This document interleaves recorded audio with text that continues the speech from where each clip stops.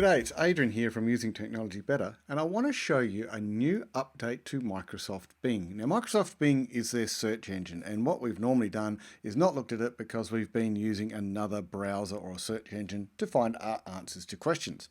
Now, what's happened is Microsoft has actually added some secret sauce to Bing, and that is ChatGPT. So now there's a chat function as well as a search function.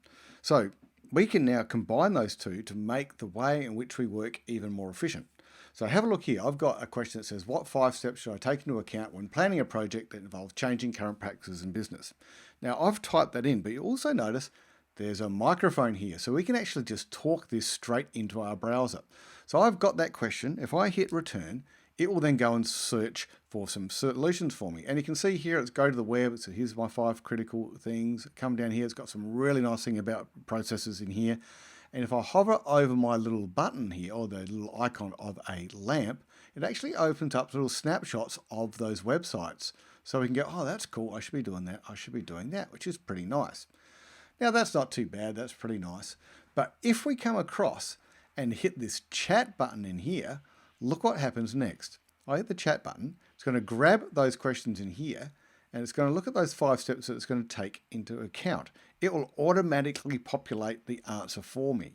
Now, it will also put that in the website right next to our web resources as well, which I just showed you. But now I've gone to this page and it's just like having a chatbot.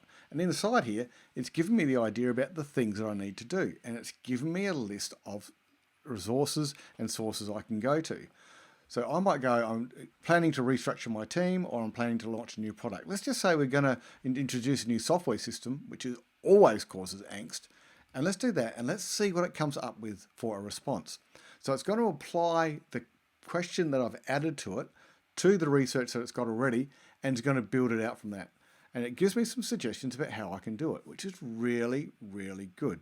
So I still have to do the work myself, but it's given me hints to do that heavy lifting, to structure up my response or to structure up my processes to make sure that I actually get this correct.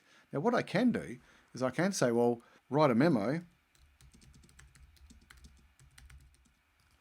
So I'm going to say, can just write a memo to the staff informing them, and it's going to help me write a memo as well, which then I can use to be able to give to my staff.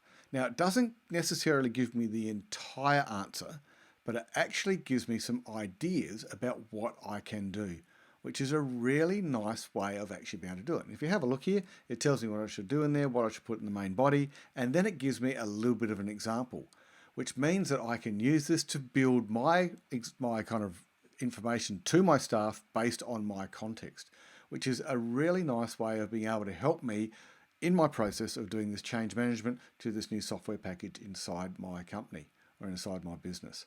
So notice that this is a really nice way of being able to do that. It's integrated inside Bing, integrated inside that search, and value adds to that search as much as possible.